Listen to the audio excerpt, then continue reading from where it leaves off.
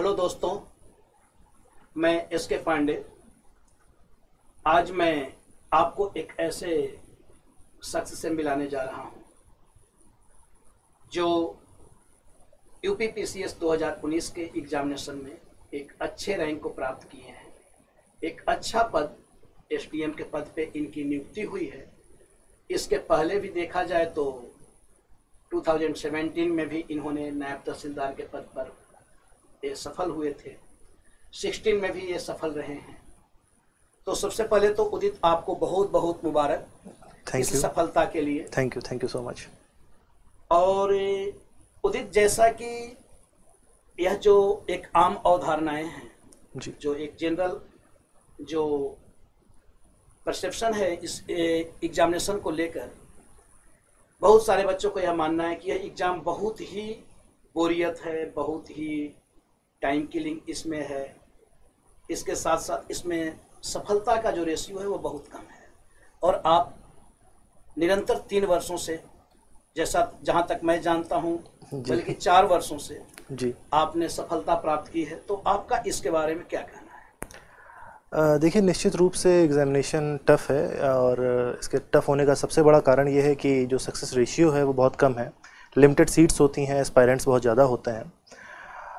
लेकिन जो मेरा एक्सपीरियंस रहा है, मैं ये कह सकता हूँ कि अगर आप सही दिशा में तैयारी कर रहे हैं, डिटर्मिनेशन के साथ आप तैयारी कर रहे हैं, परसिवरेंस है आपके अंदर और आप डगमगा नहीं रहे हैं, तो निश्चित रूप से सफलता मिलती है। और ऐसा नहीं है कि कहीं से भी बोर होता है आदमी से तैयारी करने में। मुझे तो लगता है कि हर व्यक्ति को ये तैयारी करनी चाहिए, क्योंकि लेवल ऑफ अवेयरनेस जो यूपीपीसीएस या यूपीएससी एग्जामिनेशन आपको देता है वो मुझे लगता है कि सबके अंदर होनी चाहिए। तो जो लोग तैयारी करेंगे उसमें बोर कहीं से नहीं होंगे। तो जैसा कि बच्चों मैंने बताया कि उदित नारायण सिंह जो 2019 में 13वें रैंक पे सफल हुए हैं, एसडीएम का पद प्राप्त हुआ है। उदित, एक प्रश्न आपसे मैं और पूछना चाहूँगा कि आपने इस एग्जामिनेशन में क्या कोई अलग से कोई स्ट्रेटजी आपने बनाया था सफलता पाने के लिए? देखिए, सबकी अपनी स्ट्रेटजी होती है और हर व्यक्ति अपनी एक पर्सनल स्ट्रेटजी पे काम करता है। जितने भी लोग सफल होते हैं, जितने भी लोग सफलता के नज़दीक होते हैं या सफल होते हैं, सबकी अपनी स्ट्रेटजी रहती है। तो निश्चित रूप से मेरी भी अपनी एक स्ट्रेटजी थी और मैंने कोई टाइम फ्रेम नहीं बनाया था कि मुझे रोज़ इतने घंटे पढ़ना है या इतने टाइम से इतने टाइम तक पढ़ना है। हाँ, बस कोशिश ये करते थे कि जितनी देर हम पढ़ रहे हैं उतनी देर अपना 100% दें और आत्मसात कर लें चीज़ों को उतनी देर के लिए। तो ये सबसे बड़ी चीज़ रही है हमारी स्ट्रेटजी की। अच्छा, बहुत सारे बच्चों का ये भी मानना होता है कि पढ़ने के लिए कि इतने टाइम प्रीलिम्स पढ़ना है, इतने टाइम मेंस पढ़ना है। तो कुछ ऐसा आपने किया था क्या? देखिए, ये होलिस्टिक तैयारी होती है। इसमें हम ये नहीं कह सकते हैं कि हम इतने टाइम प्रीलिम्स पढ़ेंगे फिर इतने टाइम मेंस पढ़ेंगे। हकीकत में जब तैयारी हम करते हैं तो मेंस और प्रीलिम्स और इंटरव्यू सभी की तैयारी हम एक साथ कर रहे होते हैं। और एग्जामिनेशन के चरण हैं प्रीलिम्स मेंस, तैयारी के देखिए चरण नहीं है। हाँ, ये बात अलग है कि जब प्रीलिम्स का पेपर आता है तो हमें 1 डेढ़ 2 महीने स्पेसिफिकली प्रीलिम्स को देने होते हैं और यही चीज़ मेंस के साथ भी होती है। लेकिन वैसे पूरी तैयारी को अगर हम देखें तो ये होलिस्टिक तैयारी है। अच्छा उदित, आप इस एग्जामिनेशन के लिए मोटिवेशन आपको किससे मिला? किसी से आप मोटिवेट हुए हों या फिर सेल्फ आपका यह डिसीजन था? देखिए, ये मोटिवेशन मेरे पिताजी ने मुझे दिया है और वो बचपन से ही मुझे एक सिविल सर्वेंट के रूप में देखना चाहते थे और उन्होंने ही मुझे मोटिवेट किया और उन्होंने ही मुझे इस चीज़ में हमेशा सपोर्ट किया। तो इस मोटिवेशन के लिए मैं श्रेय अपने पिताजी को देता हूँ। चलिए, बहुत बहुत धन्यवाद जी, थैंक यू। उदित, जैसा कि जो मैं विगत वर्षों से देखता आ रहा हूँ, बहुत सारे सफल बच्चों के साथ मैंने इंटरव्यू भी किया है, निरंतर क्लास भी करता आ रहा हूँ जी। तो बहुत सारे बच्चों का यह भी मानना होता है मैगजीन को लेकर जी, विशेषकर जैसा आपने बताया था जब आपसे बातें हुई कि किरण प्रकाशन के मैगजीन को आपने पढ़ा। जी। तो किरण के कौन से मैगजीन को आपने पढ़ा? क्या उसमें आपको ऐसा लगा कि यूपीपीसीएस के एग्जामिनेशन के लिए वो बहुत ही प्रेरणादायक है या एक स्टूडेंट के लिए बहुत अच्छी मैगजीन है? देखिए, जनरली मार्केट में हिंदी मीडियम के पीसीएस में सोर्सेस काफ़ी अच्छे हैं, चाहे वो करंट के हों या previous year question paper solve question papers हों।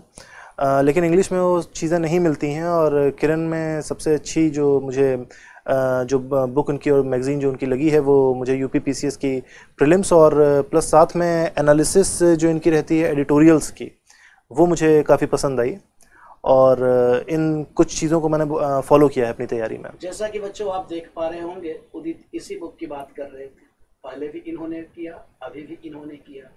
तो यह बुक काफ़ी ही अच्छी एक मैगजीन है जो आपको जिस्ट है एडिटोरियल्स की, जिसमें बहुत सारे न्यूज़पेपर को कवर किया गया है, जो सामान्य तौर पर यह बच्चों को उपलब्ध नहीं हो पाता है। सबसे बड़ी विशेषता यह है कि यह हिंदी और इंग्लिश दोनों में ही यह मैगजीन किरण प्रकाशन प्रकाशित करती है। उदित, एक जो नया सिलेबस के अकॉर्डिंग जो सिलेबस चेंज किया गया है, जिसमें पेपर 4 जी, जो ऐसे तो आपको 200 मार्क्स के चारों पेपर हैं जी, तो पेपर 4 के लिए आपने अलग से कुछ काम किया था क्या? देखिए ये पेपर 4 लो हैंगिंग फ्रूट है और अक्सर हम लोग अपनी तैयारी में गलती ये करते हैं कि पेपर 4 के लिए हम उतनी मेहनत नहीं करते हैं जितनी बाकी तीनों पेपर्स के लिए करते हैं, और जबकि इसके लिए कम मेहनत चाहिए होती है और इसमें ज़्यादा नंबर हम लोगों को मिलते हैं। और पेपर 4 के लिए आप निश्चित रूप से मेरा यही मैं एस्पायरेंट से भी कहता हूँ कि इसको कहीं से भी रिजेक्ट ना करें या इसको कहीं से भी इग्नोर ना करें कि हम बिल्कुल लास्ट में से पढ़ लेंगे।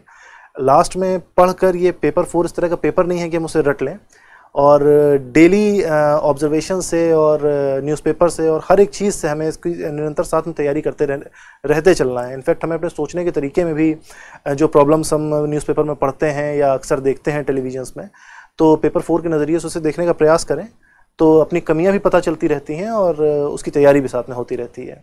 बहुत सारे बच्चों का यह भी मानना है नोट्स को लेकर जी कि सामान्य तौर पर नोट्स स्वयं का बना होना चाहिए या फिर स्टडी मटेरियल कहीं से जाकर ले लिया जाए, परचेज किया जाए। तो क्या आपका क्या इसमें राय है, क्या आप चाहते हैं, मतलब आपने क्या किया? नोट्स आपने कहीं से रेडीमेड नोट्स लिया या फिर आपने सेल्फ डिजाइन किया? नहीं, देखिए बुक्स, मैगजीन्स और ये सारी चीज़ें तो मार्केट में अवेलेबल हैं, लेकिन किसी दूसरे के नोट्स नहीं मैंने कभी लिए। अब हो सकता है किसी की अपनी इस तरह की स्ट्रेटजी रही हो, लेकिन मैंने अपने नोट्स खुद बनाए थे। और चूंकि जब हम नोट्स बनाते हैं तो हम उसे काफ़ी शॉर्ट फॉर्म में कंपाइल करते हैं, तो हमें जब हम स्वयं बनाते हैं तो हमें पता रहता है कि हमने ये लाइन लिखी है, इसके पीछे की कहानी क्या है। तो नोट्स खुद ही बनाने चाहिए और हर चीज़ के नोट्स बनाने चाहिए, क्योंकि लास्ट में बहुत सारा सिलेबस अचानक से आ जाता है, बिना नोट्स के फिर वो कर पाना बड़ा मुश्किल हो जाएगा। क्या आपने जीएस का, ऑप्शनल का, सभी का आपने अलग से उसका नोट्स? हाँ जी, जीएस का, ऑप्शनल का, सबका नोट्स अलग से बनाया था, और प्लस हमेशा कोशिश करते रहते थे कि करंट का नोट्स भी बनाते रहें, लेकिन करंट काफ़ी कंपाइल्ड फॉर्म में आने भी लगे हैं बहुत जगह पे, तो उसको कभी कभी थोड़ा सा इग्नोर हो जाता था। लेकिन जीएस और ऑप्शनल ये जितना भी स्टैटिक पोर्शन था उसके नोट्स सारे के सारे बनाए गए थे। अच्छा उदित, आपने ऑप्शनल सब्जेक्ट क्या रखा था? पब्लिक एडमिनिस्ट्रेशन ऑप्शनल था हमारा। इससे पहले पब्लिक एडमिनिस्ट्रेशन और ज्योग्राफी था, जब 2 ऑप्शनल्स हुआ करते थे। इस बार पब्लिक एडमिनिस्ट्रेशन। अच्छा, पब्लिक एडमिनिस्ट्रेशन ऑप्शनल रखने के पीछे आपका क्या सोच था? देखिए, शुरुआत में जब हम लोगों ने तैयारी शुरू की थी तो बहुत कुछ ऑप्शनल्स के बारे में पता नहीं था। मैं साइंस बैकग्राउंड का स्टूडेंट था, तो पब्लिक एडमिनिस्ट्रेशन सुनने में ऐसा लगता था कि भाई ये ऑप्शनल हमारी मदद करेगा पब्लिक लाइफ में, और कुछ हद तक ये बात सही भी है। और जब उसे पढ़ा तो मेरा इंटरेस्ट डेवलप हुआ उसमें, और फिर उसी ऑप्शनल के साथ हम आगे बढ़ते चले गए। बहुत बहुत धन्यवाद, जैसा कि उदित ने बताया आप लोगों को। अच्छा उदित, आंसर राइटिंग को लेकर भी एक बहुत सारी अवधारणाएं हैं बच्चों में जी, कैसे किया जाए या फिर उसको आंसर राइटिंग में किन चीज़ों को फॉलो किया जाए। एग्जामिनेशन में जब आप आंसर लिखते हो तो वहाँ पे किन किन बातों को ध्यान रखना है, ऑब्जेक्टिव हो यानी आंसर बुलेट पॉइंट में हो या फिर पैराग्राफ में हो, तो आपने क्या किया था? देखिए, ये आंसर क्वेश्चन की डिमांड पे होता है कि हम आंसर किस तरह से लिखें। ये कोई प्री फॉर्म्ड रूल नहीं है कि हम हमेशा पैरा फॉर्म में लिखेंगे या कुछ पर्टिकुलर आंसर हम पॉइंट वाइज लिखेंगे या किसी तरह से लिखेंगे। ये क्वेश्चन की लैंग्वेज के ऊपर डिपेंड कर रहा है। मान लीजिए डिस्कस अगर कहा गया है क्वेश्चन में, तो डिस्कशन पैरा फॉर्म में अच्छी तरीके से हो जाता है। एक्सप्लेनेशन जनरली हम लोग पॉइंट वाइज करते हैं, एनालिसिस में दोनों चीज़ें हम लोग इंक्लूड करते हैं। तो it depends upon the need of question. बिल्कुल, यानी जैसा क्वेश्चन है उसके अकॉर्डिंग आंसर देना जी। तो क्या कुछ फ्लो चार्ट बनाना, डायग्राम बनाना, जैसा कि सामान्य तौर पर बताया जाता है, हम लोग भी बच्चों को बताते हैं जी कि जब आंसर उस तरीके से हो तो थोड़ा फ्लो चार्ट आप बनाओ या डायग्राम बनाओ। देखिए, फ्लो चार्ट और डायग्राम्स ये अपने आप में काफ़ी यूज़फुल होते हैं, टाइम भी बचाते हैं और हम एक्सप्रेस अपनी चीज़ों को ज़्यादा कर लेते हैं। तो जहाँ पे भी रेलिवेंट हो वहाँ डायग्राम्स हम लोग बना सकते हैं। मैंने भी बनाए थे। अच्छा उदित, आपने जैसा कि ये बहुत ही सिलेबस इसका बहुत ब्रॉड है, जी। अब तो और भी पूरी तरीके से जब से इसका सिलेबस और चेंज किया गया है जी। तो थोड़ा सिलेबस और भी बहुत बड़ा हो चुका है, 4 जीएस के पेपर है जी। तो उसके लिए आपने क्या रिलेवेंट मटेरियल आपने क्या यूज किया? देखिए, हर चीज़ के लिए अपना अलग बेसिक मटेरियल है और उस बेसिक मटेरियल के अलावा फिर कुछ एड ऑन्स होते हैं। अब जैसे पॉलिटी के लिए मैंने डी बासु पढ़ी थी और इसी तरीके से इकोनॉमी के लिए मैंने शुरुआत में मिश्रा इनपुरी पढ़ी थी। यूआई एक इन्वायरमेंट एंड इकोलॉजी की बुक थी, वो आती नहीं है, तो वो मैंने इन्वायरमेंट इकोलॉजी के लिए पढ़ी थी। तो पब्लिक एडमिनिस्ट्रेशन के लिए मोहित भट्टाचार्य, निकोलस हेनरी थी। ये सारी बेसिक बुक्स रहती हैं और उसके बाद कुछ एड ऑन्स रहते हैं, जैसे न्यूज़पेपर को हमें रेगुलरली फॉलो करना ही होता है और क्वेश्चन पेपर्स जो आपको पुराने होते हैं वो आपको देखना होता है। जैसे किरण पब्लिकेशन की ही बुक है जो जिसकी पहले मैंने जिक्र किया था। ये चूँकि इंग्लिश मीडियम में ये काफ़ी अच्छा उसका एक्सप्लेनेशन है, 30 सालों का कवरेज दिया था, तो वो बुक्स वो बुक भी मैंने अपने स्टडी मटेरियल में शामिल की है। 91 to हाँ 2020 है। और इसी तरीके से एक और बुक है, वो डॉक्टर आशीष भारती की है, वो पब्लिकेशन मुझे नहीं पता है कौन सी है, लेकिन उसमें भी उन्होंने पब्लिक एडमिनिस्ट्रेशन में ये काम किया था, तो इससे काफ़ी सहायता मिल जाती है अलग अलग तरह की बुक्स से। चलिए, तो उदित, इस इंटरव्यू के लिए आपने क्या किया? जैसा कि इंटरव्यू में सामान्य तौर पर बच्चे मानकर चलते हैं, बहुत सारे बच्चे भटकते भी हैं इंटरव्यू को लेकर और बहुत चिंतित भी रहते हैं जी। तो इंटरव्यू के लिए कुछ आपने वैसा किया जिससे आपको अच्छा मार्क्स भी मिला इंटरव्यू में? तो क्या कुछ उस तरीके से आपने प्लान किया था, क्या किया था इंटरव्यू के लिए? देखिए, अब इंटरव्यू के लिए मुझे लगता है कि हम कोई लास्ट में ऐसा तैयारी कर नहीं सकते हैं कि हमारी पर्सनैलिटी बदल जाए। जैसा कि शुरुआत में बताया कि ये तैयारी होलिस्टिक है और हम पहले दिन से अब तैयारी करते हैं, तो प्री मेंस और इंटरव्यू के साथ में तैयारी कर रहे होता है। हाँ, लास्ट में ये है कि करंट और बाकी चीज़ें हम लोग वर्क करते हैं उसके ऊपर, जो भी रिसेंट टॉपिक्स चल रहे होते हैं उनकी जानकारी तो होनी ही चाहिए, वो पूछे भी जाते हैं, मुझसे ही पूछे गए थे। लेकिन एज सच कोई पर्सनैलिटी चेंज करने का काम, मेरी एडवाइस भी यही है कि नहीं करना चाहिए, क्योंकि लास्ट टाइम पे वो होती नहीं है। अच्छा, जैसे कि हम लोग भी क्लास में बच्चों को बताते हैं कि आपको एग्जामिनेशन को समझना है तो सबसे अच्छा है आपको प्रीवियस ईयर पेपर को आप स्टडी करो जी। चाहे वह प्रीलिम्स का हो, चाहे वह मेंस का हो, चाहे वह ऑप्शनल का हो जी। तो क्या आपने भी कुछ वैसा किया था? जी, निश्चित रूप से। देखिए, प्रीवियस ईयर क्वेश्चन पेपर्स को देखे बिना हम ये अंदाज़ा ही नहीं लगा सकते हैं कि एग्जामिनेशन का ट्रेंड क्या जा रहा है, और चाहे वो यूपीएससी हो या यूपीपीएससी हो या कोई भी पब्लिक सर्विस कमीशन हो, वो हर साल 2 साल में अपने ट्रेंड को चेंज करता रहता है। तो वो ट्रेंड पकड़ पाना, उस ट्रेंड को फॉलो कर पाना और ये देख पाना कि आगे क्या आ सकता है, वो प्रीवियस ईयर क्वेश्चन पेपर से ही मिलता है। तो बच्चों, जैसा कि आपने देखा, उदित नारायण सेनधर जो एसडीएम के पद को प्राप्त किए हैं 2019 में, और बहुत सारी चीज़ों पे इन्होंने बताया आपको कि आपका एग्जामिनेशन को लेकर आपके अंदर जो भ्रम है, उस भ्रम से बाहर निकलने की ज़रूरत है। आपको कैसे स्ट्रेटजी बनानी है, किन किन बातों को आपको ध्यान में रखना है, क्या स्टडी मटेरियल के रूप में किसे यूज करना है, नोट्स कैसे बनाना है, आंसर राइटिंग कैसे करनी है। तो इन सारी चीज़ों पे बात मैंने किया। इसके साथ साथ उदित के साथ मैं एक बात और पूछना चाहूँगा जो आपके हितों से जुड़ा हुआ है कि उदित, आगे आने वाले जो बच्चे इस तैयारी में जुड़े हुए हैं, आप उनके लिए क्या मैसेज देना चाहते हो?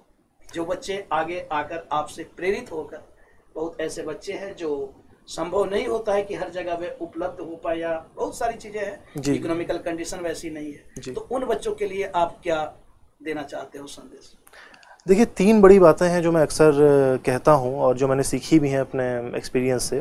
पहली चीज़ ये कि इकोनॉमिक कंडीशन ख़राब होने से कभी भी सफलता नहीं रुकती है, इकोनॉमिक कंडीशन बहुत अच्छी होने से रुक सकती है। और दूसरी चीज़ ये है कि परसिवरेंस बहुत ज़रूरी है, दृढ़ संकल्प बहुत ज़रूरी है। आप परसिवरेंस और दृढ़ संकल्प के साथ आगे बढ़ेंगे तो ईश्वर आपको कहीं ना कहीं सफलता ज़रूर देते हैं। और तीसरी सबसे इम्पॉर्टेंट चीज़ ये है कि हम अपने आप से 100% ऑनेस्टी बरतें, हम अपने आप से झूठ ना बोलें। हमें पता होता है कि हम किस लेवल की तैयारी कर रहे हैं, कोई भी कमीशन हमें बाद में जज करता है, पहले हम खुद के जज होते हैं। तो सबसे पहले कोशिश करें कि हम हर अपने टेस्ट में सफल हों, अपने सवालों के जवाब दे सकें, और इसके अलावा अच्छा मटेरियल पढ़ें। यही मेरी अपने को एस्पायरेंट से सलाह है, और मैं चाहूँगा कि भाई आप सभी लोग सफल हों। और आप लोगों के लिए मैं कोशिश भी कर रहा हूँ कि कुछ गाइडेंस जो भी मैं दे सकता हूँ वो मैं आपको दूँ। हम कुछ 10-12 लोगों ने जो सिलेक्टेड कैंडिडेट्स हैं वो मिलकर एक प्रोजेक्ट पे काम कर रहे हैं, जिसमें हम लोग जो आंसर्स जिस पैटर्न पर हम लोगों ने लिखे हैं वो पैटर्न हम लोग लिख कर एक बहुत छोटी सी, बहुत ही नॉमिनल उस पर हम लोग एक बुकलेट बना रहे हैं। वो बन जाएगी तो आप लोगों के पास तक पहुंचेगी। तो बाकी आप लोग ईश्वर में आस्था रखिए, माँ बाप का आशीर्वाद लीजिए, आगे बढ़िए, कठिन परिश्रम के साथ काम करिए, यही हमारी शुभकामनाएं हैं आपके साथ। चलिए, बहुत बहुत धन्यवाद उदित। Thank कुछ you. ऐसा प्रश्न जो आपसे इंटरव्यू में पूछा गया हो, जैसा कि बच्चों को कुछ ऐसा जानना हो कि एक दो प्रश्न होता है सामान्य तौर पर कभी, जी, क्या जी, जी। वैसा आपके साथ भी हुआ है क्या? देखिए, इस बार के इंटरव्यू में जो मुझसे पहला क्वेश्चन पूछा गया था, वो पहला क्वेश्चन ये पूछा गया था कि बहुत मज़ेदार क्वेश्चन था और थोड़ा सा डीप भी था कि कॉन्स्टिट्यूशन क्यों बनाया जाता है। ये चेयरमैन साहब ने ये क्वेश्चन पूछा था कि कॉन्स्टिट्यूशन क्यों बनाया जाता है, हम लॉ बनाकर भी काम कर सकते हैं, कॉन्स्टिट्यूशन बनाने की ज़रूरत क्या पड़ जाती है। तो इसका आंसर मैंने यही दिया था, चूँकि पब्लिक एडमिनिस्ट्रेशन मेरा ऑप्शनल भी रहा है, तो मैंने इसका आंसर यही दिया था कि जब भी कोई देश या कोई समाज अपने इतिहास से नाता तोड़ता है तब उसे संविधान बनाने की आवश्यकता पड़ती है। जैसे हमने अपनी गुलामी के इतिहास से नाता तोड़ा 1947 में और हम स्वतंत्रता की तरफ आगे बढ़े, तब हमने अपना संविधान बनाया। जिन देशों को अपने इतिहास से नाता तोड़ने की ज़रूरत नहीं पड़ी, फॉर एग्जांपल यूनाइटेड किंगडम, तो उन्हें एक बार में बैठकर कोई संविधान नहीं बनाना पड़ा। So that is the difference between enacted and evolved constitution. ये हम लोग पढ़ते हैं पॉलिटी में। तो that was the first question और इसी तरीके से सवाल जवाब चलते रहे थे। चलिए, बहुत बहुत धन्यवाद उदित, और Thank you. इस सफलता के लिए, इतने Thank you. अच्छे रैंक प्राप्त करने के लिए, इतने अच्छे पद प्राप्त करने के लिए, और आगे भी जैसे भी हो आप बच्चे को गाइड करते रहें। जी, चलिए, बहुत बहुत धन्यवाद। थैंक यू आप सबों को। Thank you.